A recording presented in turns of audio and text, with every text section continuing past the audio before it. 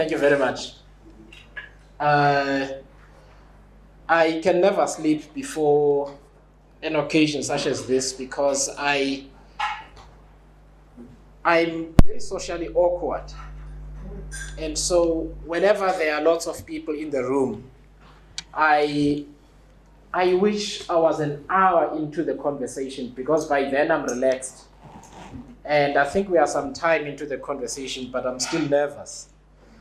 And I'm nervous because I looked at today's topic and I initially thought, oh no, this is not difficult. And then I reflected on the legacy that brings us here today. And I realized it's actually a lot deeper than it may appear on the surface. And so I am going to stay away from numbers as far as I can. I will mention some numbers, but I'm going to stay away from numbers as far as I can because they tend to make us kind of not understand or dig deep enough into the moral and ethical questions that we have to deal with in answering these kind of questions.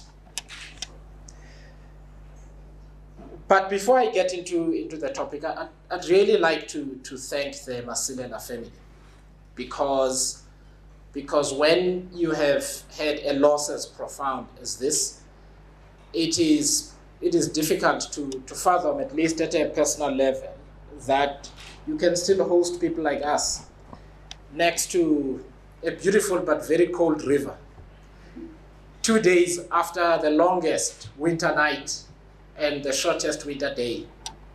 So I really appreciate your ode to resilience and commitment. And thank you for teaching us about the value of legacy, particularly small acts of kindness that, if multiplied, can change the world. So, and thank you, good Elias, for asking me to be here. So I'll tell a little story about our first meeting, because when I said I'd come and see you at your home, but then there was a cycle tour, you remember? And it took me a very long time to get to your home. I was coming from Centurion. And I said, maybe we can meet later on after the cycle. It was a 94.7. And you said, no, come, I'm waiting for you. I won't tell the whole story, but I nearly went all the way to Rogerport and came around the back to see you.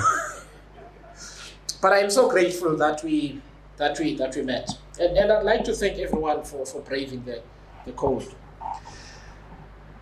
So to also tell you the truth, one of the reasons I'm staying away from numbers is that I didn't do so well at mathematics in school. and one of my teachers from the 1980s, I matriculated in 1992, and she was listening to me. I think I was on TV, and she sent me a WhatsApp and said, for somebody who did very badly at maths, you really like numbers. But that didn't scare me. I think today's conversation demands that we reflect far deeper on this question, and I will make my attempt to provoke a discussion that hopefully can accommodate not just the asset managers in the room, and the economists and the actuaries and other very smart people, but all of us. So, King Shaka of Amazulu, a warrior, a king, a conqueror, a nation builder, and global movie star, died at 41. He died at 41. So he was 6 years younger than me when he passed.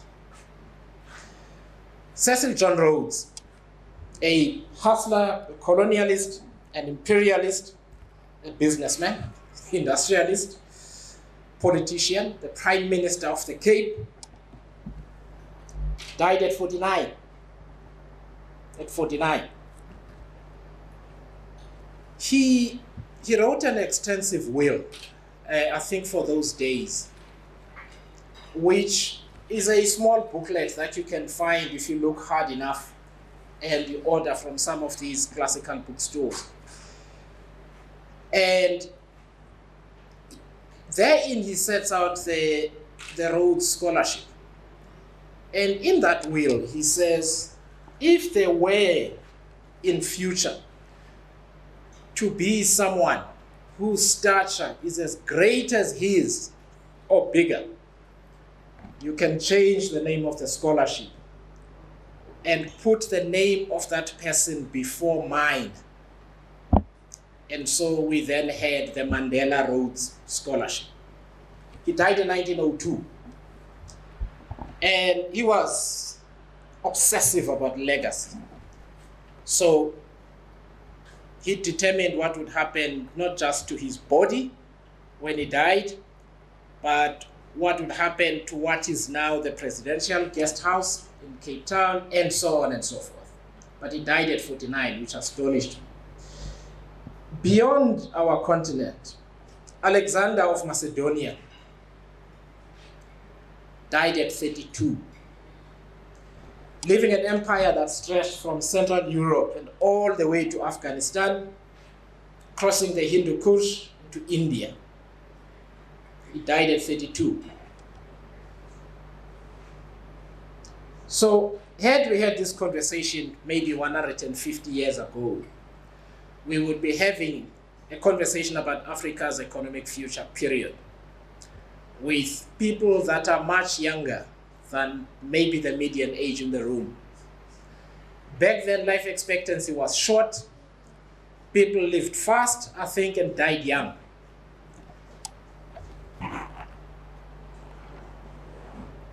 Why am I mentioning all of this? I'm mentioning it because my provocation today is much less about the numbers. The numbers are easy to deal with, and more about how we change the way we think about everything, including who is young and who's not. Our idea of who's young has got no basis in history. Our idea of who is young has got no basis in history. Some of the people that have achieved really great things, questionable characters, some of them, what is common with most of them is that they were really, really, really young.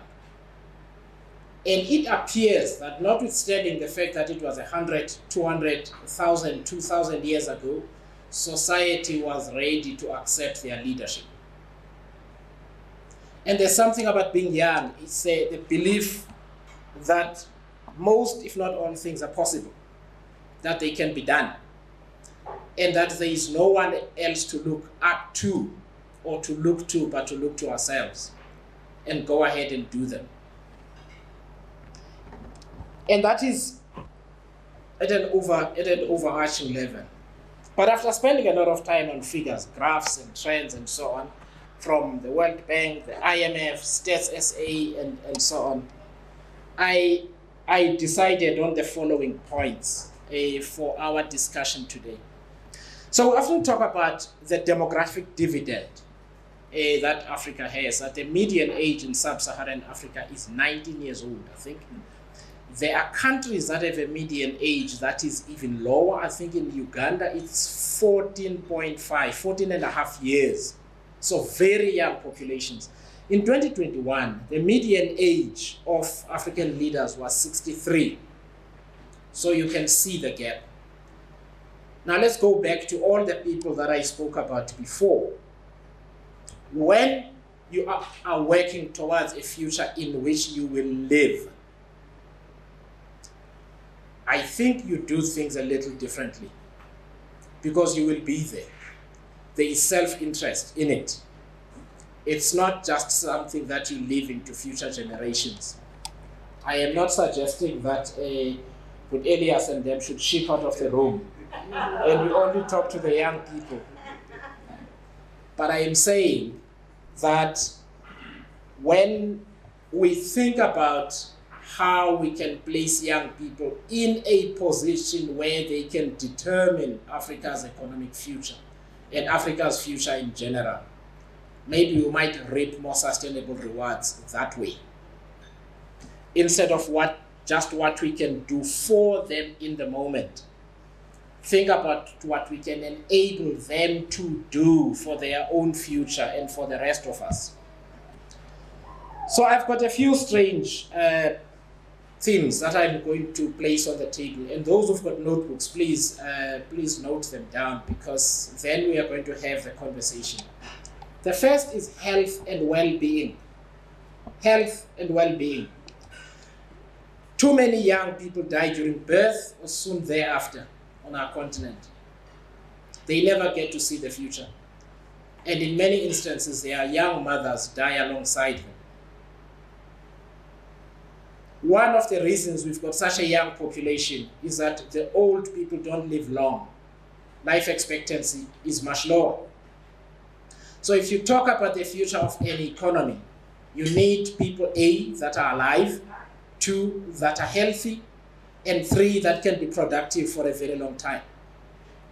If you can't do that, you are just playing. You're always going to talk about a dividend that you are going to reap, that you never, ever, ever reap, because it is entirely theoretical. In many instances, they don't have enough to eat, and where they've got something to eat, they're not eating the best that they should or they can. So I'm talking about nutrition.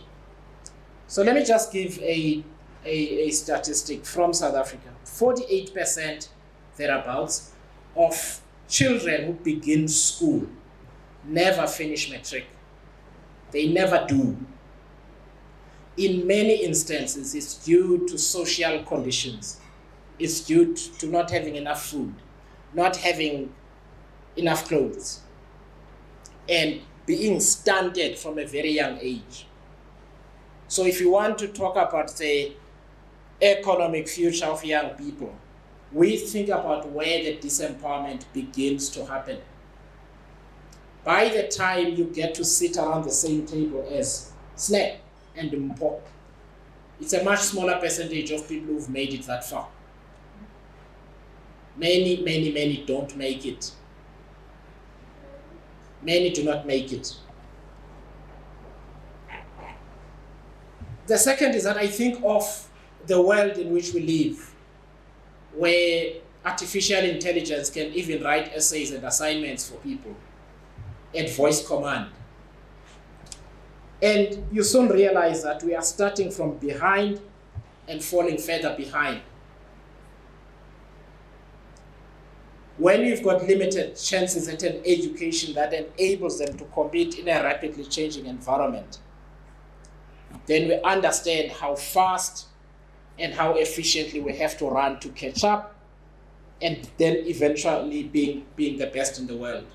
And I really believe in this idea that Africa and South Africa and all of us individually should look beyond the targets that we have for the very small things that we have to do.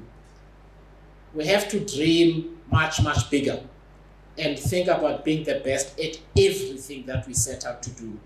But when you start from behind, that dream is really difficult to realize.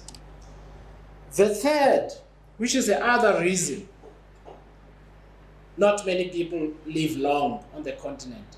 In South Africa, life expectancy, I think, is now about 69 years old, 69, I think, since we started making inroads on HIV and AIDS and TB and so on. But in many developed countries, it's in their mid to upper 70s. So we need Africans to live longer. The third theme that I'm going to talk about is safety from war and crime. It is really difficult to have any kind of economic future when you live in and amongst violence at a personal level, at a community level, that affects also your country as a whole. It is also safety from structural injustice, which is a form of violence. Let me tell a little story. I tell this all the time. When I first came to Johannesburg, I worked at Melrose Arch, and there was a lady, Sis Paulina, who was one of the auxiliary staff in the office. She lived in Orange Farm. She had to be at the office at 7. and leave at 3:30 to get home. That meant she had to be up at 4 so that she could leave home by 5 o'clock at the latest, so that she could be at Melrose Arch at 7. In winter, she left home in the dark and came home in the dark. She never had an opportunity to be a parent to her kids. She never had an opportunity to be a parent to her kids. Let us think about the kind of future kids who live in that environment, in that situation where the parents have to make a choice between putting food on the table and nurturing and helping their children become the best of who they can be and want to be. So I'm leaving the numbers out deliberately, because if we don't think about the structural issues and the violence in which people live in different ways, we will always wonder why we don't go as far as we can. And children and young people are the most vulnerable in each of these instances. In each of these instances. The fourth is the climate crisis. It is a crisis. And one of its outcomes is not just the destruction of livelihoods and the destruction of homes. It is these scenes that we see on CNN and other global networks of hundreds of people in tiny, old, and unsafe boats drowning in the seas trying to get to Europe, trying to escape our continent.